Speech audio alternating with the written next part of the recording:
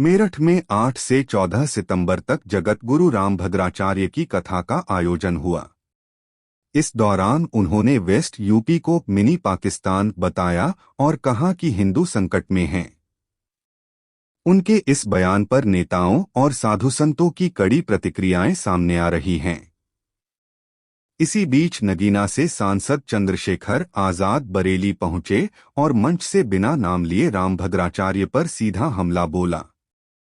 उन्होंने कहा कि मेरठ में कथा के दौरान एक व्यक्ति खुद को संत बताकर प्रवचन कर रहा था। वह कहता है कि जन्म से उसकी आंखें नहीं हैं और वहीं दूसरी ओर मेरठ को मिनी पाकिस्तान बताता है।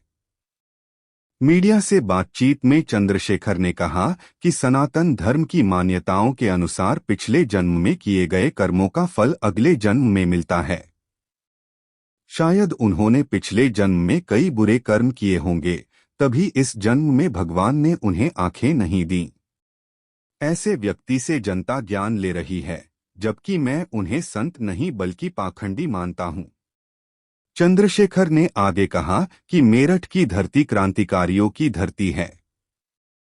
यहीं से 1857 का गदर शुरू हुआ था। कोतवाल धन सिंह गुर्जर और माता दी वाल्मीकि की यह पवित्र धरती है। इस धरती को मिनी पाकिस्तान कहना बेहद आपत्तिजनक है और मैं इसका कड़ा विरोध करता हूं।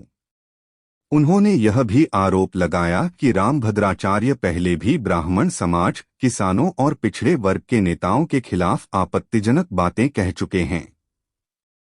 कभी उन्होंने ब्राह्मणों के लिए नीच शब्द कहे तो कभी मरे मुलायम कांशीराम प्रेम से बोलो जैसे नारे लगाए, जो दलित और पिछड़े वर्ग का अपमान है।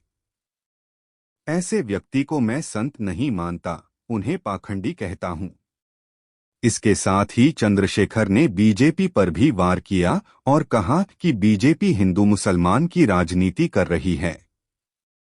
इसी तरह का न्यूज़ पाने के लिए हमारे यूट्यूब चैनल इंडियन नेशनल बहुजन पार्टी सब्सक्राइब करें।